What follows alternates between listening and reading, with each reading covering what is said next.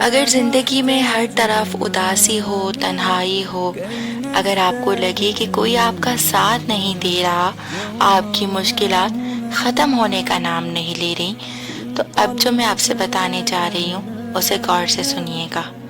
ایک دن مولانا رومی اپنے گھر تشریف لے گئے اور دیکھا کہ ان کا بیٹا اداس بیٹھا ہے، تو انہوں نے دریافت کیا کہ بیٹا اداس کیوں ہو؟ تو بیٹے نے جواب دیا کہ کچھ نہیں۔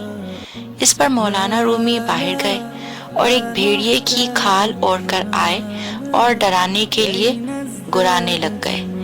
اس پر ان کا بیٹا ہنسا تو انہوں نے فرمایا، بیٹا بھیڑیا ایک جنگلی جانور ہے، لیکن جب تم نے دیکھا کہ اس کے پیچھے تمہارا باپ تھا تو تم ڈرنے کے بجائے ہنسنے اور مسکرانے لگے۔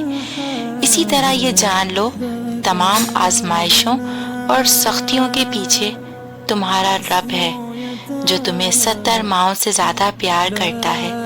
وہ تمہیں کسی مشکل سے گزارنا چاہتا ہے تو اس کی حکمت کو تم نہیں سمجھ سکتے، لیکن وہ بہتر جانتا ہے۔ وہ تمہیں کچھ سکھانا چاہتا ہے، مضبوط بنانا چاہتا ہے آنے والے وقت کے لیے، اس سے زیادہ سخت آزمائشوں کے لیے۔ اور جان لو، وہ اسی کو آزماتا ہے جس سے وہ محبت کرتا ہے۔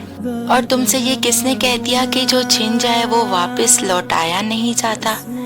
کیا تم نے نہیں سنا یوسف کا والد کے پاس لوٹایا جانا، موسیٰ کا اپنی والدہ کے پاس لوٹایا جانا، ہاجرہ کا ابراہیم کے پاس واپس لوٹایا جانا، ایوب تک ان کے بچوں کا واپس لوٹایا جانا؟